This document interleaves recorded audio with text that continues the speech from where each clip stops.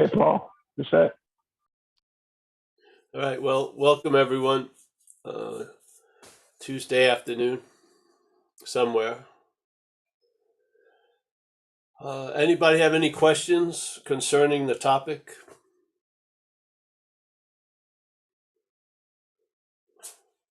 If not, remember what we talked about last week, Zoe and Anu and stuff, with the looking at the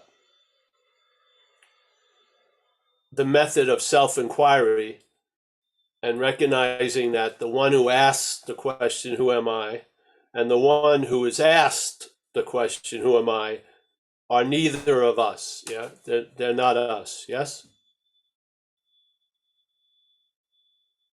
Yeah, everyone. Yeah, give me a nod. Yes. Okay. A lot of people get the first one, but it doesn't translate into an ease and comfort because you need to see it. This isn't non-one. It's non-duality. Yeah. So just like when there's a recognition, I'm feeling bad. That is assigned to the feeling bad is not you.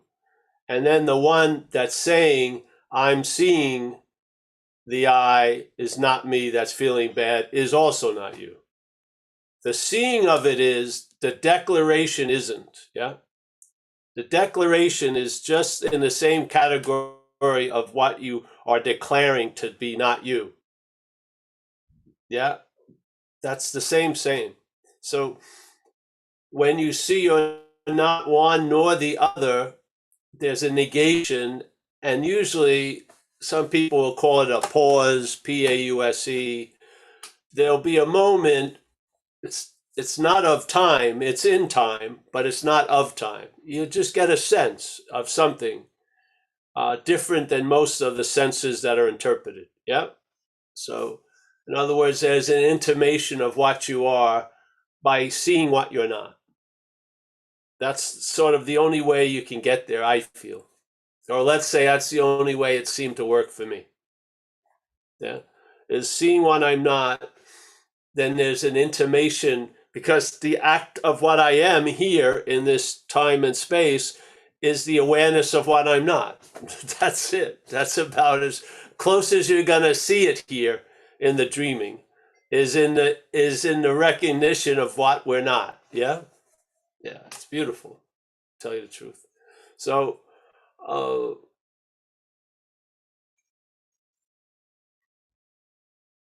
so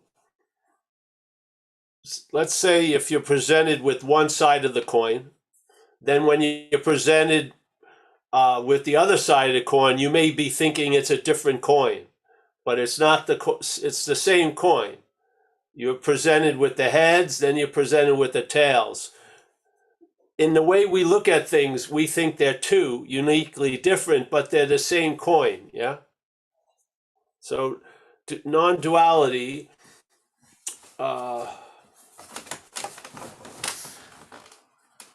is an activity. Yeah. Non-duality does not arise unless you believe what's always here is continually arising. Yeah. Non-duality is an activity to negate duality. That's all. Yeah. Why? Because we're living from or looking from duality, seemingly. It's appearing to be true to us. Yeah. So the awareness is what's fueling the looking. Yeah. The looking for is just, let's say, mentally directed awareness. Yeah. That's all. So you knock down the 2 pins, that's a strike. You don't even have to go through 8 more pins. It's just 2 pins. The observed and the observer are both not us. Yeah? Wow. So it doesn't turn into the witness or the observer or the seer. There's no noun at the end of the road because there's no end of the road. It's just going on and on and on. Yeah. There's seeing, I would say ad infinitum, but there's no seer, which is the good news, isn't it? Yeah.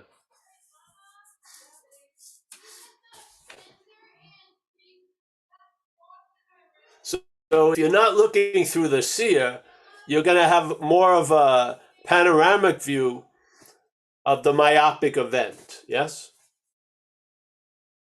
If you're not looking through the seer, because the idea of the seer claiming being the one who's aware is not. It's myopic. It tunnel visions you. Yeah?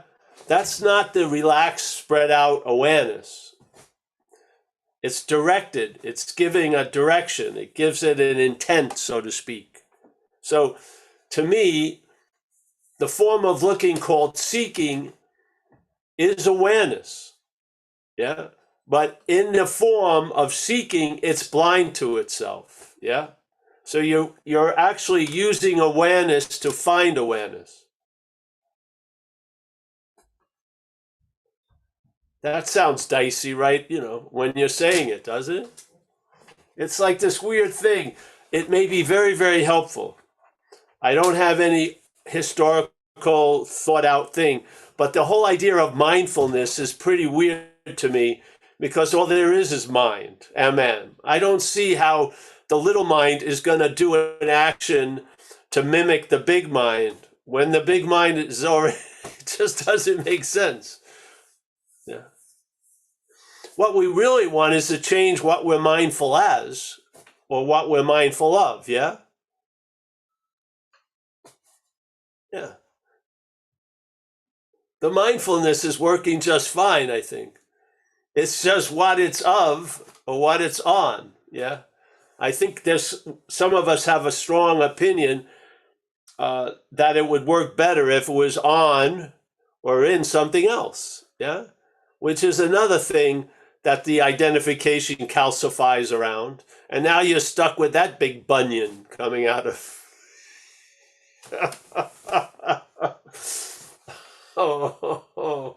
So, yeah. The beautiful thing is I could be completely wrong, but I don't care. That's the whole point. I just follow my orders, and then the jurisdiction's out of my control. Yeah. If you have any argument with the message, don't talk to the messenger because the messenger.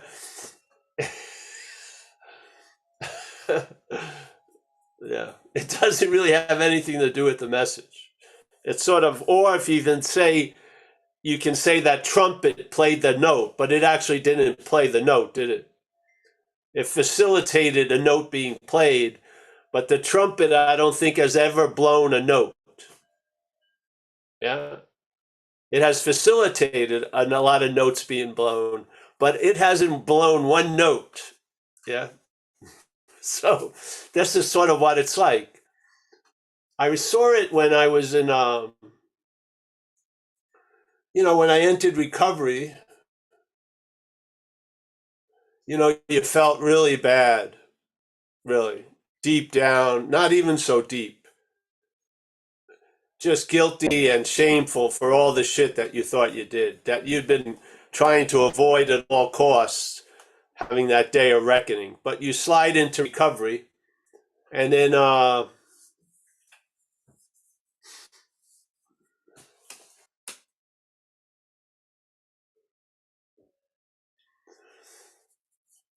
the first thing I grabbed onto was it was a disease, yeah? So I was infected with something, and it changed my behavior. So in recovery, a main thing that you go through in recovery is making amends, where you go over your life and you look at if you owe anybody more than an apology, but like a statement of, I'm not going to do to you what to anyone else if I possibly can. Yes? And I'm sorry it happened, and whatever amend I need to make, I'm willing to do it. All right, so I was very young in the program, and I was riding a motorcycle with the girl, and this is like it always happens. So I had an idea that, a nice blonde girl in the back of the motorcycle, it was always too cold for her, so she had no fun with it. So that idea, that little thing got popped quickly. She wanted to get off the road as soon as possible freaking cold. But there I was with her trying to impress her. My other friend had his girlfriend. He was past the point of impressing her. They were just together. And we drove, we went on a very short trip because the hereto person I mentioned got cold. So we went back to his apartment and we went up the stairs and we ran into one of his neighbors. And she had paint all over her blue jeans and didn't make much note of her. And then we went into his apartment, and then he forgot something on his bike. Went down, came back, and said, "Hey, my neighbor would like to talk to you." And I thought he had told her I was a house painter, and I was going to give her advice. Yeah.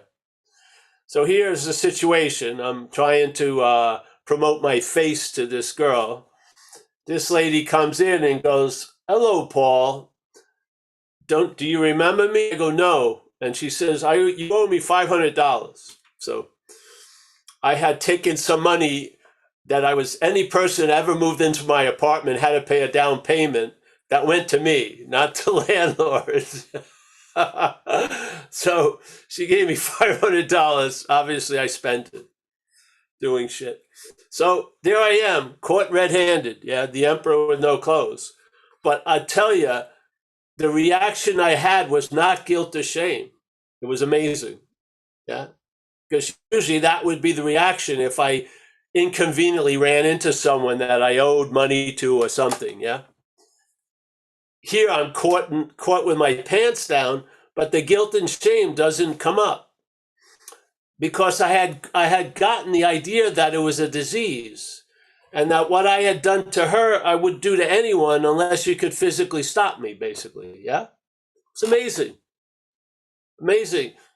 So that there wasn't any harvesting of guilt and shame at that moment. That was way past the moment I had ripped her off of the $500. Yeah. Now, I didn't feel guilt and shame when I did it, which probably would have been a good idea, but I've been feeling guilt and shame, right? But at that moment, I didn't feel guilt and shame. And it really made an impression on me. Yeah. And as I progressed in recovery, more got revealed. And suddenly I started seeing a lot of thoughts that were happening in the head as alcoholic thoughts. And it gave me some space between them and me. And I could go another way. Yeah. In other words, not take them as seriously as I used to. And then the idea that they're not my thoughts got much broader. And I basically, any thought that arose, I saw as not my thought. Yeah. And from seeing it as not my thought, I could see the meaning of the sense of that I'm the thinker was really the distribution point of all meaning and reaction. Yes, not the thoughts, but the thinker. And it just didn't stay in that category. It migrated to feeler. Yeah. And the hardest one is the doer, basically. Because in this world, you're pretty much tattooed by what you do. Yes? It's like the biggest convincing event. Thinking, but doing, a lot of people who aren't in your head can see that you did something. Yeah. So the doership, even over the years of giving talks, when people used to get the most uncomfortable is if you question personal doership. Yeah. It's like the foundation of the dreaming, really, that you're the doer. Because if you saw that you weren't the doer, whose life would it be anyway? Yeah, because the whole event of living is claimed as your life by you being the doer of it. Yes, really. And so it's almost like the holy grail of the mental trance. It doesn't like to go there at all. But that was it. Yeah. And then I got relief on some levels. And because I hadn't had relief most of my adult life, it was obvious. It was easy to recognize. And the relief was all centered on those two letters, MY, really. Yeah. Yeah. And that led me to go hearing non-duality. And because I was trying to put word to something. I remember I was hanging out with some friends in a cafe, and these Course of Miracle pros were there. We didn't know who they were, but they were listening into the conversation. So they came up to me and they were saying, "Oh, you must know the Course of Miracles." I have no fucking idea. What the hell is the Course of Miracles? Says they said we think you should come because you're sort of talking like you've read the Course of Miracles.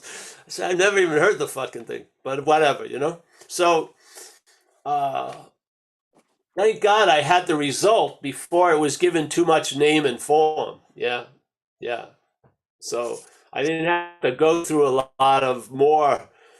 Uh, yeah. So then I was introduced to non-duality, and I'll tell you something. Non-duality is beautiful because it brings up a lot of shit that can lie in the weeds, even when you're in spiritual, ecstatic fucking pursuit and high level meditative focus. There's some understandings that are very rarely seen because they're what you're looking from. Yeah, you don't see that. They're the basis of this event. What non-duality doesn't look at all the moving and the antics. It looks at the base. It brings it into stark contrast. And while you're standing on it, the floor, FLOOR, gets deconstructed, really. While you're standing on it, the shit that you were relying on just falls away. And then there's the falling, and then you're trying to grab onto anything, to feel secure. And then after a while, not being able to grab anything, you realize the hands were wings, so to speak. You know what I mean? Instead of drowning, you realize you have gills. You're amphibious. So I just loved it for that, because I met a couple of other things like Buddhism and stuff, and the mental activity could easily fit itself around Buddhism. It would, and create a little veneer. And when you'd look at it, you wouldn't see it. You wouldn't see there was a veneer on the skin, so to speak. But if that same veneer through the eyes of non-duality sticks out like a fucking huge thumb, it's beautiful. Yeah? So I feel that the understanding of non-duality is that thorn that is used to take out the other thorn. It's not meant to replace the other thorn. Yeah? You don't end up relying on an understanding. You end up relying on vision, awareness, not an understanding. The understanding is like a not a crutch. It's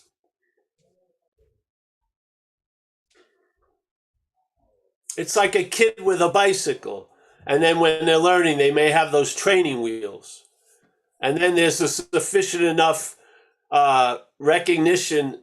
They take off the training wheels. Yeah, now you're riding. You very rarely put the training wheels back, do you? Now if you have a new person learning, then maybe you put the training wheels on their bike, but you don't put them back after you've rode without the training wheels. That's the end of the training wheels, usually, yeah? Unless you have a seat assignment to speak, and then maybe you'll have an understanding. But that's not what's relied on during the day. Yeah, it's free fall reliance. You don't have a floor, you don't have a hook, you don't have a handle to grasp, and you're really not moved to anyway. Yeah? So now, what's reliable is truly always available at all times, right where you are, with no requirement necessary. Not bad. Because the more you shrink time and space to the immediacy of now, the less the mental state can go off on its fucking miscellaneous, confetti parade. Yes? If you give it an inch, it makes it a mile parade. Yes. So when everything is compressed, the mental state doesn't have the room to move as much. Yeah. Which is nice. Yeah. I gotta let the cat out. Hold on.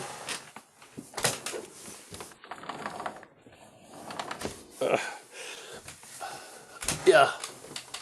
This cat does not give me one tip for opening the door all day, every day. Just doesn't even look at me. Just runs right out. Yeah. All right. Well, anyone have a question concerning that stuff, or? I don't see any hands up right now, Paul, but I think I have something here. So I was listening to your talk from Saturday, and I was probably like 10 minutes into the talk, and I got really agitated and angry. There was anger that was coming up, and I was talking with my friend, and I think the reason is when you say that, when you see it, you only need to see it once, and that for me is like it was kind of like a landing point. Is like either I've never seen it, or when I seen it, I didn't know that I was looking at it. And then, so what happens next when you? Well, you didn't know you were looking from it, really. Yeah. See, if you're still trying to look at it, it's a switch, and you'll be looking from it. Yeah. I'm not saying that's the only requirement. That seeing once can be duplicated in time over and over again. It takes what it takes, yes? But you're the seeing of everything. You're not going to see that which is seeing. Yeah? Yeah, you see the circus, so to speak. Yeah. Yeah? The point is, Mike, even more you confused can't now. get it. You can't get it, Mike. Yes, that's it. Okay. You can't get it. Yeah, because you're it. It's already, if you think it's a happening, it's going to happen. That which is always happening is happening, yes? But there wasn't a point when it wasn't happening for you to be able to recognize that it's happening, because that's how the head works, yeah? Just like that thing. Remember, we used to use the example of the chalkboard, and then you put one little dot, the attention goes on to the dot. You don't, yes? You don't see the whole black space. As soon as you put one dot, the head goes right to the one dot. Mm-hmm. That's a myopic tendency, yes? Yes. So what happens is I'm more interested in you understanding that than you trying to understand what you already are. I am. Yeah. Because that's going to inform you about what you're not, so that you start recognizing it. And when you do, you're recognizing it as what you are. You're not recognizing it as what you're not. That comes up and claims it. But you recognized it from what you are. You saw it. You were aware of it. Yeah? Mm-hmm. Yeah. Yeah. See, when I don't think about it, then I'm chilled out. Well, yeah, there's another thing. What does that tell you? Stop thinking about it. All day shit's no.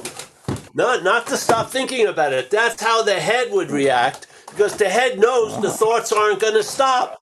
So it just disqualified you right there with that one requirement. Stop thinking about it. You're not going to, the thoughts aren't going to stop. So it gives you a simple requirement, knowing you can't succeed. Yes? Yeah. Just seeing that has value. Okay. This is where the value lies. In awareness, there's no value. It just is. Here, there can seem to be contraction and expansion. There's value in knowing something about what you're not. So that there can be because there's always the clear recognition, but it's being made into something. So Yeah, we want to know what it's made into and see that as not true. Then you'll see the clear seeing. Yeah, you won't see it. You'll be seeing it. Yes, you'll be the clear seeing. Yeah. So yeah, you're not going to get it. You know. It's not about seeing you. You're seeing what you're not, and then you're always what you've been looking for. Yeah, you are. You can't escape it. You cannot escape it. They give you hints all day, these books and stuff. You give everything all the meaning it has. What? That's two absolutes in one sentence. Yeah. And then it's preceded with the word you. That sounds like there's a big role that you are playing here, with knowing it or without knowing it. And that is, you are giving everything all the meaning it has. Everything? You really? Yeah, everything. All. There's, those are two absolute statements. Everything and all are pretty comprehensive, yes? So what is that? If you heard that, what could it conjure up? Maybe this is dreaming. Because I have the example when I wake up from one from in the night, and I remember it sure sounds like I was giving everything all the meaning it had. Yes? Yeah. There you go.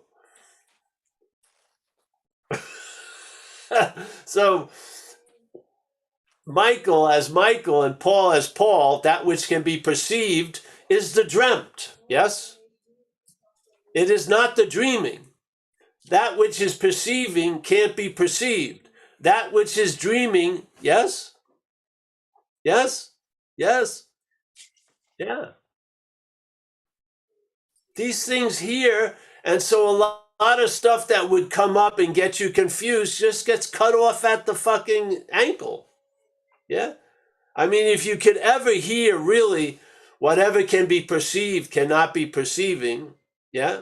Whatever can be perceived cannot be that which is perceiving. Fuck, unbelievable. Yeah. That would at least clear about 5 shelves of get help books like that. They'd be out in the next garage sale. Seriously. Shit. What? Yeah. Because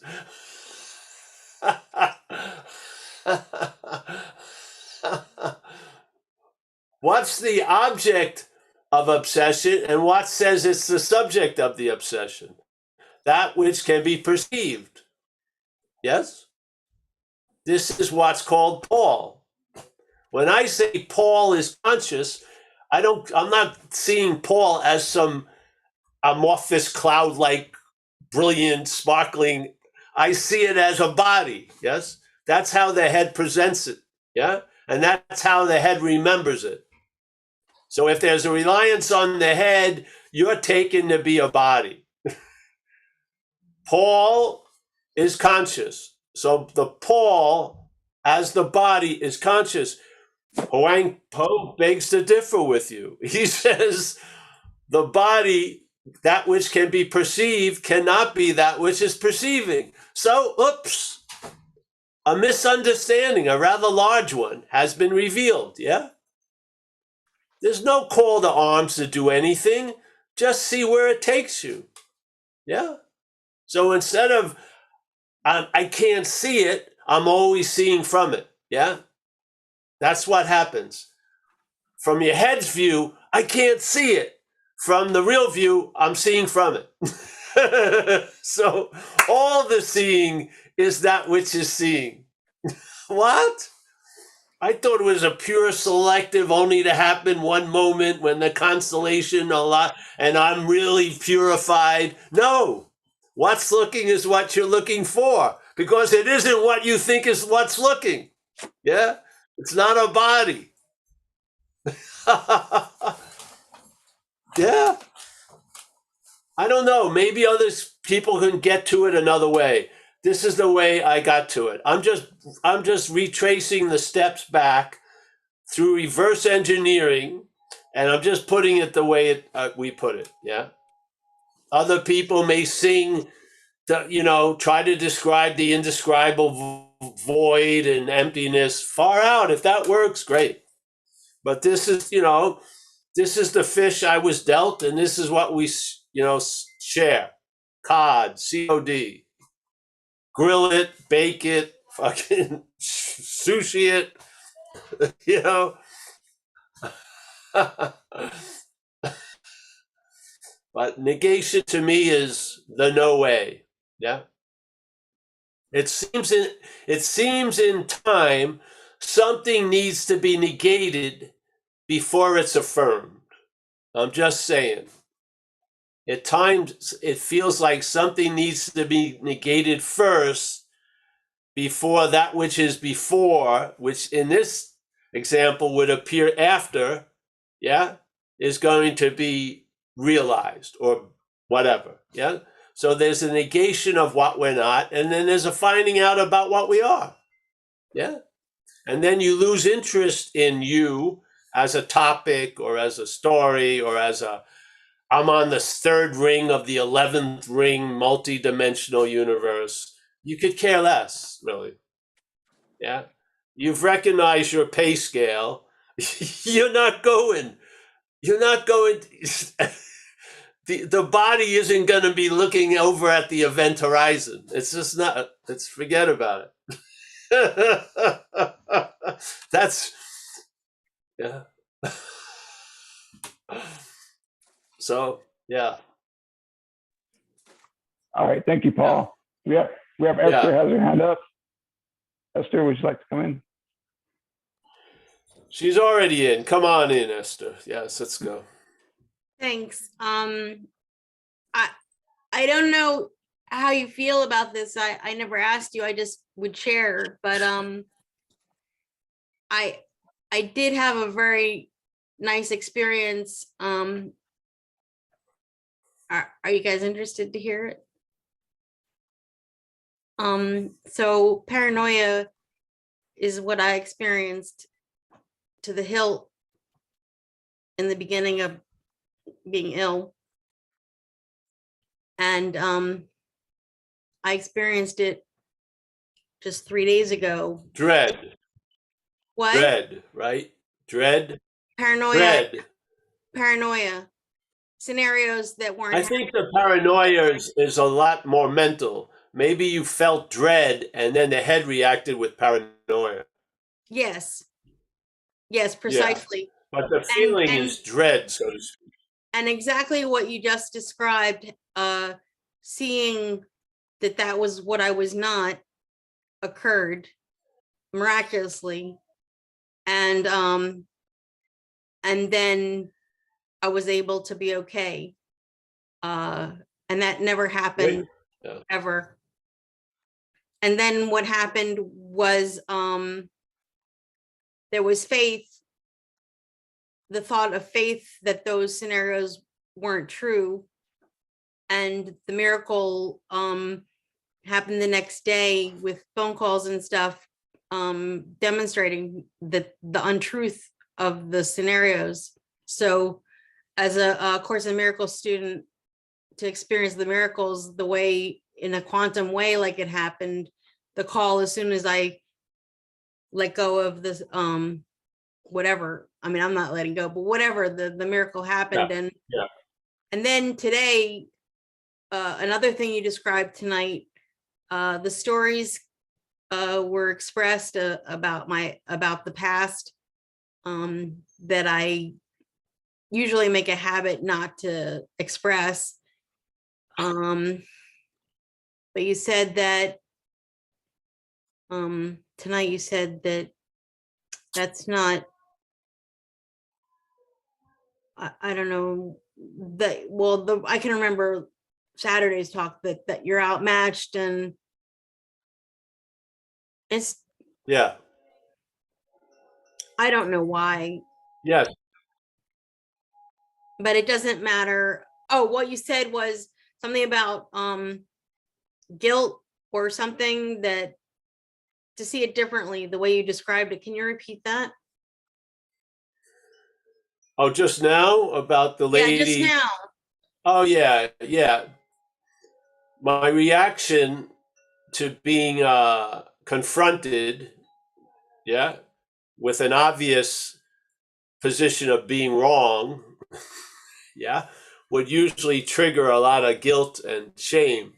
But not, it didn't do that because I had grasped the understanding of alcoholism is a disease, alcoholism, yeah? And the disease, not having it to be a personal choice or I did it, brought a lot of relief, yeah? And that was the beginning of a lot more relief, yeah? Where the personalness of stuff was really like the taste of the poison that I was getting administered all the time. And then that was broken. And I saw the commonality of what's going, which was appearing, starting. So the guilt game obviously is an old ghost rooted into you as the doer, yes? And that you should have known better or whatever, and or it was your choice or whatever. It throws a lot of spicy ingredients in there, cooks up a good fucking stew. And this whole thing gets somewhat broken, yeah. And then suffocation, and you're feeling space, yeah, more space. So instead of the thoughts seeming like orbiting right here, they're out there. So you can see, and in the seeing, the awareness just permeating through that space, it gets more of itself than the object that it arrives at, yes? When it's like this, what you're really missing is that space. To me, the obsession with self is very claustrophobic, very myopic, and it tries to fill up all the space with false evidence, and it's got you in such a small container, it seems to be able to do that. But when you're freed from that cocoon of Paul, the space is the greatest antidote to all this. It just moves in and pushes the shit out. So, yes, yeah. So I started to have a breathing room where I was choking from all this. And one of the biggest chokeholds was guilt and shame based on my past behaviors. Yeah. So, But like the Course in Miracles would say, what's it for? Like telling the stories. And I didn't ask myself that. I just expressed the stories. And yeah, I don't know. I haven't followed the Course in Miracles that religiously. Yeah. I haven't. I just got some wallops, and I felt uh, sudden impact was more important than study to me. Yeah. So I'm just winging it, honey. I'm just, well, you're the just, only one that ever reached me to this place. So I appreciate everything. well, that's fantastic. Yes. Well, thank you. Thank you. Amazing. Totally Yeah. amazing. Thank you. And, I love the Course in Miracles. But I think even the Course wants you to see itself as a saddle that you're going to ride bareback sooner or later. Yeah. Absolutely. Yeah. So, yeah. I got the message to just pick, well, just during this time of not sleeping again and medication not working, I was guided to a section in the course, and I'm just sticking with that. I'm not focused on reading the whole thing again or Yeah. anything. Just go with your gut and see what happens, honey. And then uh, that seeming damaged trust will renew itself. You've just been put in the wrong vehicle. That's all. The trust is beautiful still. It's just that if its effects have been bastardized by being in a myopic vehicle. Yeah. Now it's in better hands, and uh, Trust is wonderful to me.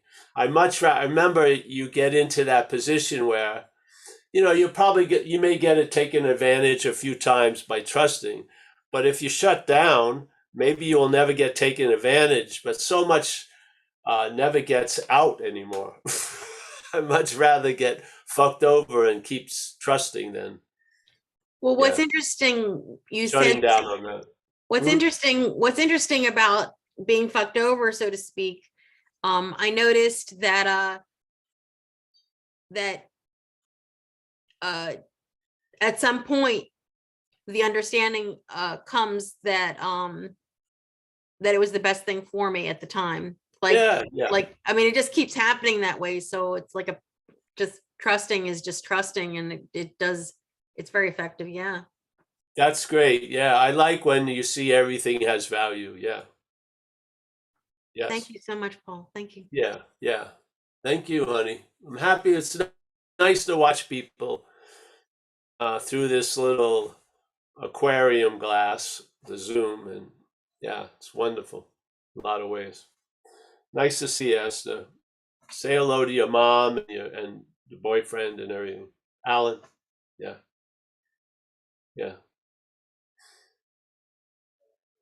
All right, Mike. Anyone else? I don't see any other hands up at the moment, Paul. Oh, hold on a second. Let's see who we have here. We have Gail. Gail, you have a question? Come on in. Hi, Hello, everyone. Gail. Hi, Paul. I just decided stalking you, so I decided to try your non-duality meeting tonight. And something that struck me that you said, and I wonder if you'd expound on it just a little bit more, but that whole idea of when you said sudden impact rather than undertaking a great study about something, because when I was in the disease, I think I had lots of sudden impact, but because I was, in the addiction and in the addicted mind, it couldn't impact me the way it couldn't get all the way through. And now that I'm in recovery, now that I'm recovered, that whole sudden impact thing is just the way it's moving with me. And you're the first person that everybody's like, well, you got to work harder, better, faster, more. And it's like, I'll pick up something and I'll read a line or two or a paragraph. And it's like, it's like plenty. Yes. Almost like sit with that for a while. I don't have to read 30 books. Yes. Well, I don't know if you have anything more to say about it. You were very succinct and clear in my mind, but it was the first time I ever heard someone acknowledge that, because that's what's coming to me is like, I've got all these books. So one of my things, I'm not buying any new books this year. Like, I'm not buying any new books to read about anything. I'm going to experience. I'm going to let it come to me, not take so many notes, just what comes, and what's supposed to stick with me, sticks with me, and to really move out into that space beyond the intellectual feeding. So anyway, I don't know if that's a question or just and there'll be observations and results, and you'll come to another thing. Yeah, I'm all for that. Now, it's going to work no matter how you do it. But let's say right now you're not reading a book; you're at the Zoom. So there you go. Just and it's working beautifully. You know what I mean? It's sometimes what you're surmising could be a solution is active right at the event. Yeah, I sort of like it, but it's not. Everyone has their own thing at different times. Man, when I was young. I mean, I really I didn't know. Well, in the identification as the action figure, you've got a conditional ceiling. Yes, you're really pretty much packaged already. And certain books I would read would open a little bit of like a pinhole out of that box, and I'd be able to breathe, and the imagination could slip through and get some air and space. And as I got older, there was something vaguely that was being looked for, and I didn't know exactly what, but I knew when I found it. Yeah. And so whatever brought me to that, a book or a talk or something, usually wasn't where camp was made. You just kept getting moved. Yeah. And then you just went with the momentum. So, like, I didn't read the whole Course in Miracles. I didn't do all the lessons, but I had some major, fucking avalanches from reading it. Yeah, what I read. And some stuff has stuck with me because I think it's a perfect demonstration of what's happened or is happening. So, I mean, so I go over it. People who know me, I've gone over the same couple of paragraphs for years, a few times a year. I don't go to any new ones because all I want is the avalanche. Yeah. I don't want to see snow fall differently. I just like the sound and the avalanche. And when something provokes that, I'm gonna use it until it doesn't. Yeah. So, and yeah.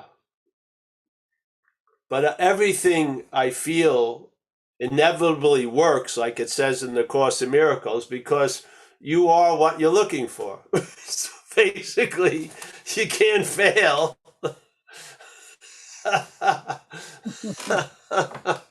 And a lot of stuff here is meant to fail us because we can't fail. Yeah, and there's very, very strong misleading beliefs that we can fail. But on this point of being what we are, we can't fail. We are that. Yeah, that can't be erased. Yeah. So, yeah, no matter how much you believe you can huff and puff, you ain't blowing that house down. So it's just great. So, yeah, I like you, Gail. Thank you. Don't, yeah, Thank you. yeah, yeah. I have my opinions about the pink cloud and people, concerned about it's going to be over or end. There's no termination of the pink cloud. Yeah, it can just be your residence. So, and even if it ain't yet, you should act like it is until they kick you out. Don't willingly leave based on some other people saying shit. Oh, okay, I don't deserve. No, fucking stay to the last second.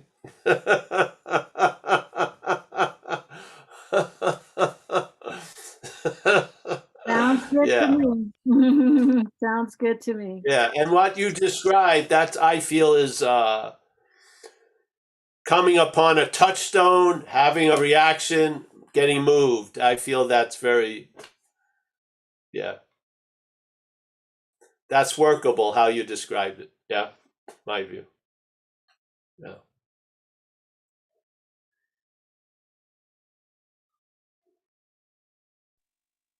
Thank A you, lot of Gail. things that we did had a purpose. When that purpose is met, then you do other things a lot of times. Yeah. So in this way,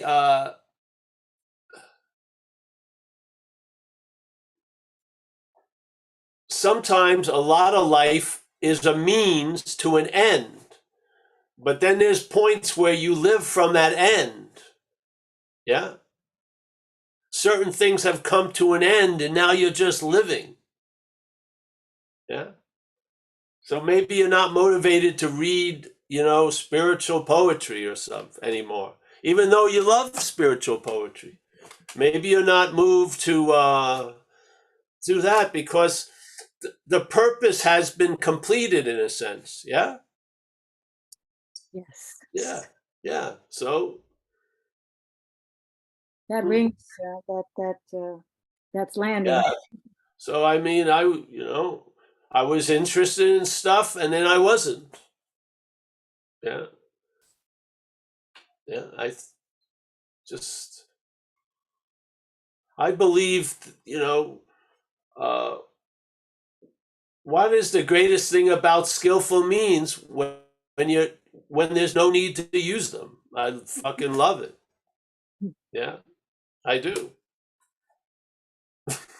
I mean, yeah, the skillful means were there. They were serving a purpose as sort of a substitute or as an imagined bridge from okayness to okayness. Yeah.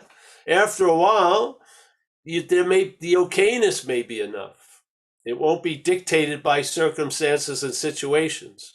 It'll be a prior okayness that outshines circumstances and situations. Yeah. So, would you be moved to use that skillful mean? Probably not. Yes?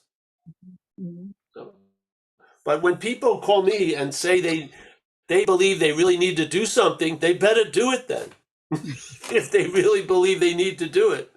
But not everyone needs to do everything at the same time. Yeah. Sometimes you're doing more and then there's less. Yeah. Sometimes you're receiving a lot. Sometimes there's transmission. It just goes on and on. Yeah. Yeah. So, all right. Nice to see you, Gail. Thank you, Paul. Everyone else, actually. Yeah. This is a lovely Thank you once square again, full of Bill. lovely characters right here. Yeah. Hmm. Anyone else, Michael? Okay, Paul. Yeah, we have Bill in his big comfy chair. All right, Bill. Thanks, Mike. Hey, Paul. I'm going to put Don't an end get to up, Bill. Don't get up. All right. I Just want to put an end to the lovely characters right here all right. with me. Come on. Anyway, here's a question I kind of didn't even know I had, but the other day you were talking about, you know, in the non-dual talk, you remember when you were a kid and growing up, you weren't thinking about anything if you weren't in a violent situation. And I was in a violent situation since I've been here, right? And a lot of stuff happened that I don't even remember. I still have no conscious memory of pretty big stuff. I won't go into the details, but my brother told me, who was a lot older, who was there and saw stuff, you know, with my parents and stuff. And yeah, so I mean, it was even a few years into recovery before I even could say or even think it in my head, there was serious abuse happened to me, right? I mean, I didn't even know it. You know what I mean?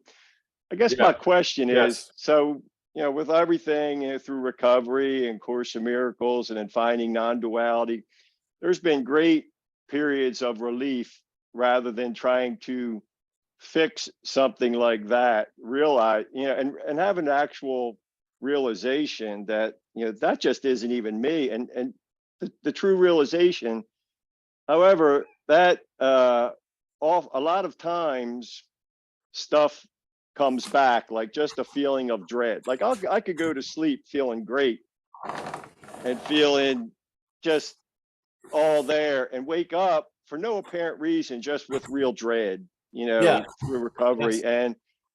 And there's a lot of improvement in it now. I guess my question is, and I've talked to non-dual teachers before that talk about, you know, that when that stuff happens real early on and all, it's almost like an extenuating circumstance to this stuff we talk about. There's like something happens, something, it's like an extra clause in the journey, so to speak, you know. And I know I've heard you say that a few times about if you didn't have a lot of violence when you were little, and I did. And so I guess my question is, I don't think you have a lot of personal experience with that in your life, but talking with other people, I just never heard it kind of expounded on a little bit in this platform. Just kind of wanted to put it out there. I feel better now putting it out there because, man, after I raised my hand, I could feel my heart starting to go, you know, because I've never talked about it.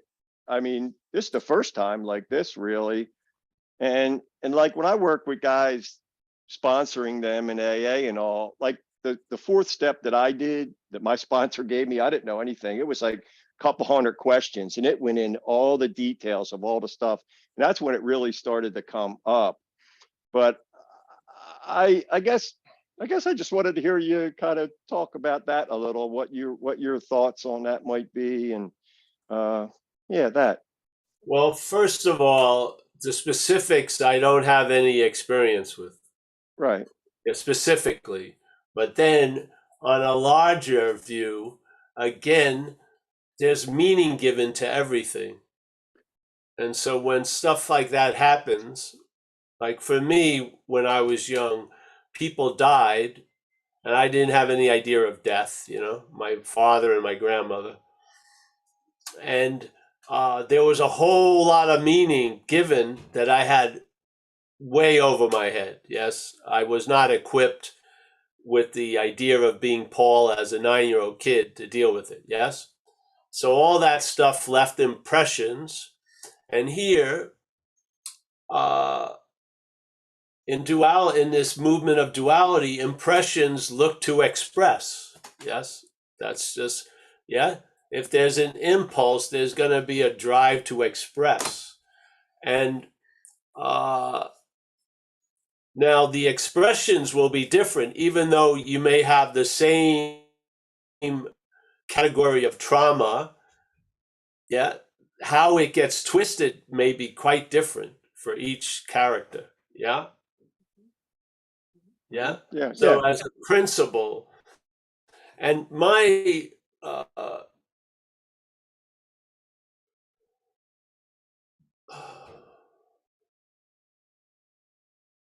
I've never been moved to thoroughly go over that much stuff in this life. Yeah. Like trauma or what they were thinking, what I was thinking. It's just been more attraction to relief. Yes. So I haven't studied my traumas or stuff like that. I never did. And I feel like that which before outshines anything. Yeah. And so basically, I've just entertained that in a lot of manners. Yeah. So, but I feel, again, to get out of an imaginary place can look a million different ways. Yeah. Because it's an imaginary place. The place doesn't have a 12x4 form of capturing you. Yeah. We're fighting a dreaming. Yes. Mm-hmm. So Yeah. I don't know how it will look for you to travel lighter through that, but I know you're traveling lighter already. Right. So there you go. And if there's a need to do more, I'm pretty sure you will, bro. So that's how I see it. But I'm not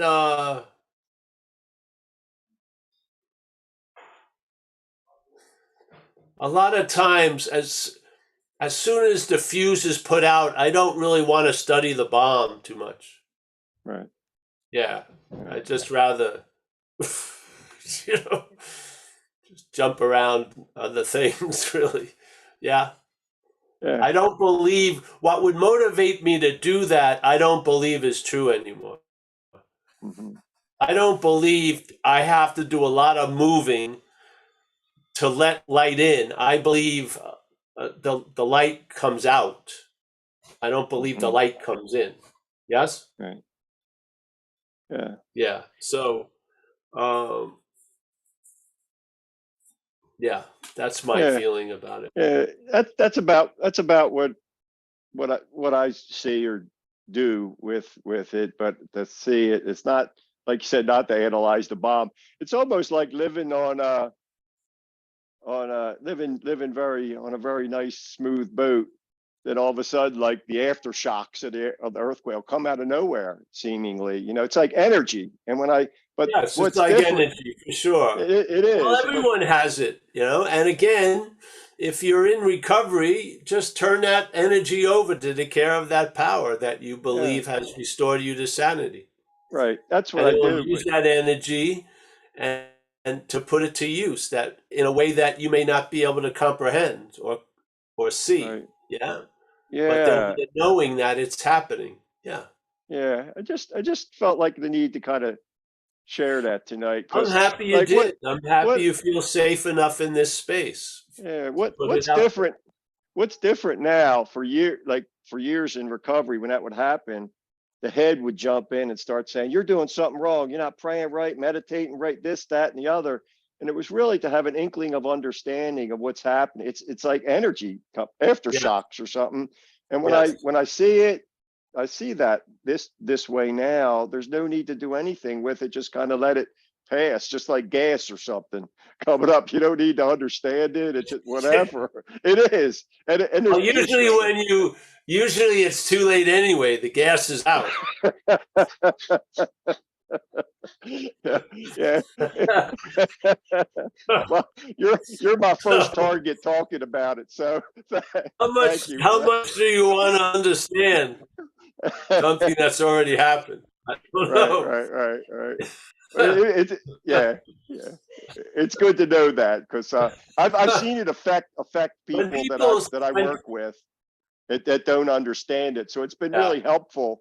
It's been a helpful thing for me to help people that I'm helping in recovery because it's really not talked about much in recovery, like those impressions that are left yeah, early on yeah. that they're still playing an instrument in the orchestra and you don't even see it. You don't you just but they're still there. And if you kind of get some kind of understanding, yeah, it's helpful. But I'm telling you something. That spirit in our lives is like Mozart. It can take any type of noise and put it onto a great melody. Right, Seriously. right. Yeah, Yeah. yeah, Everything has great value. yeah. And the thing is, when you look at this stuff, when we do AA and you do a inventory, I used to always direct people to go, uh,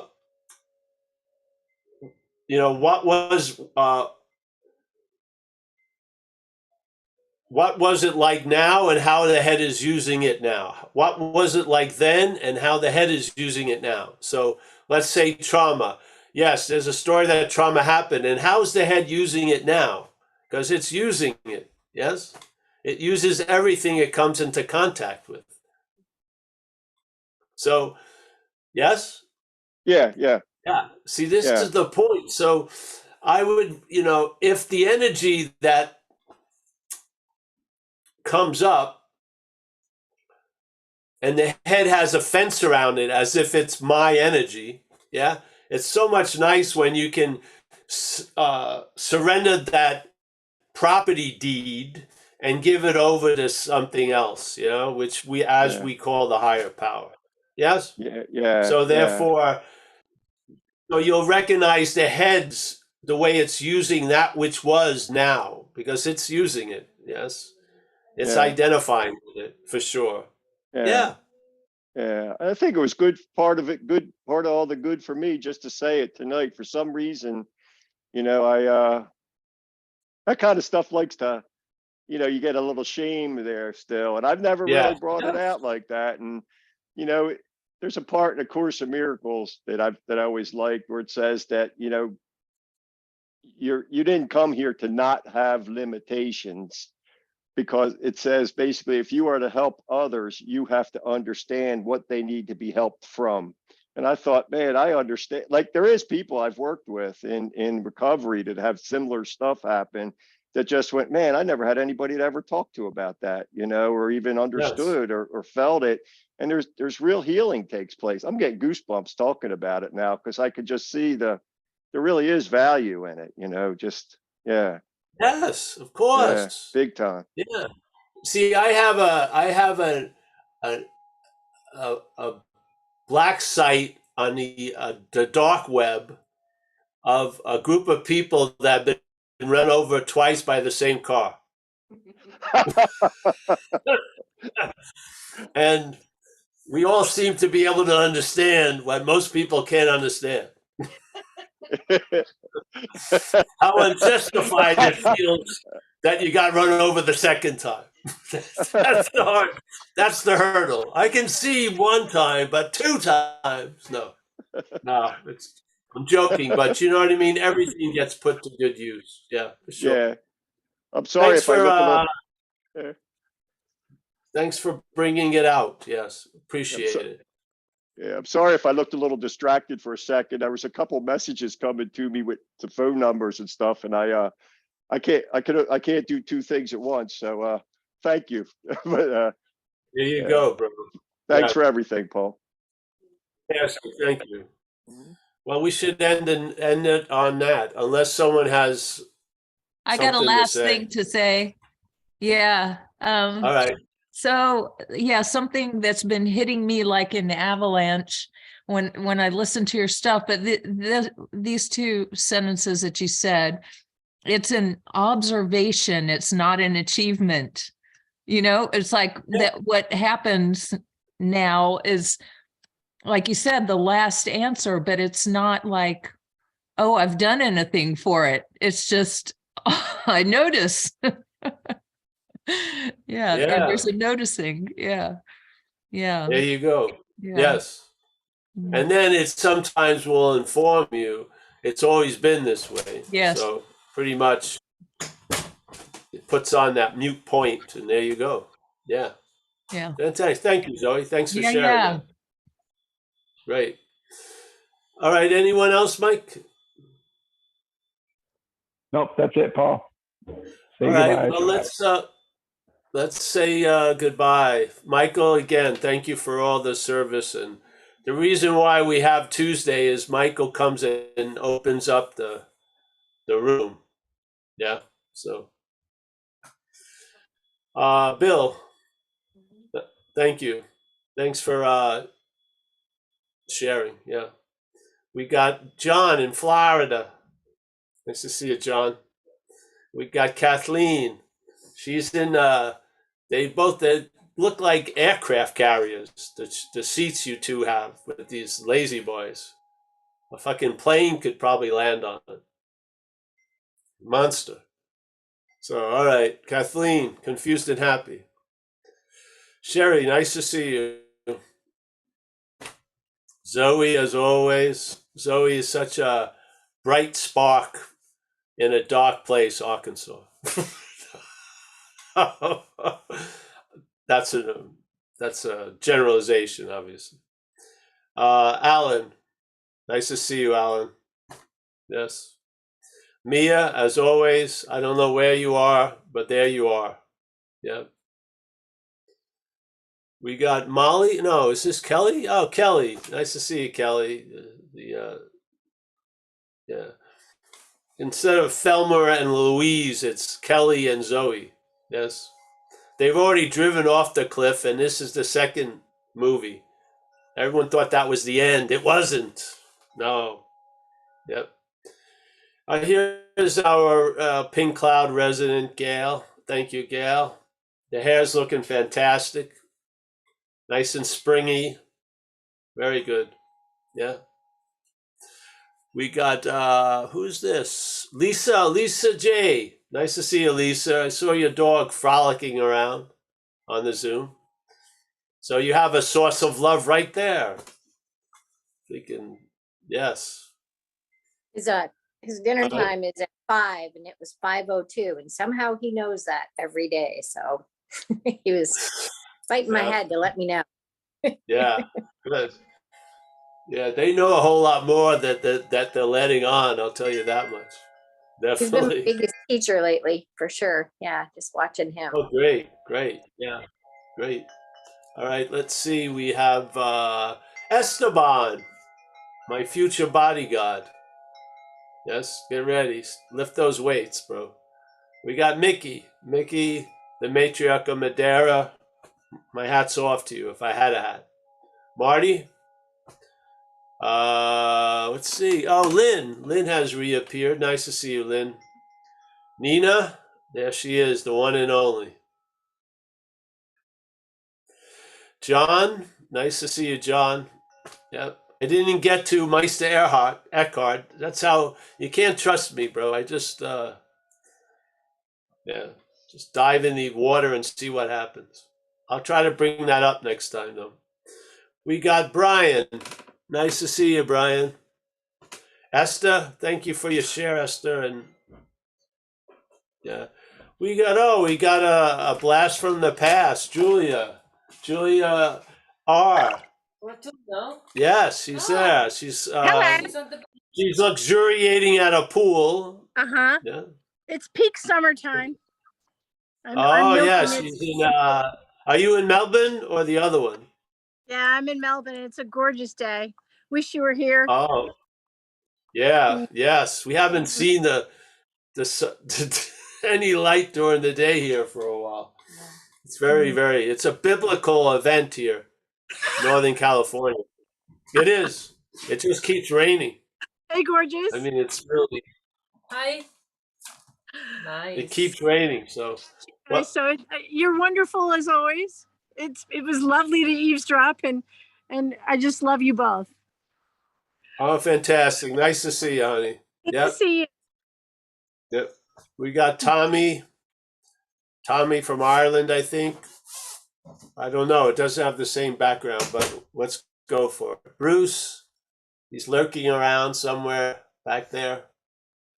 We've got Grateful Dave, I think. Laurie, Susan K.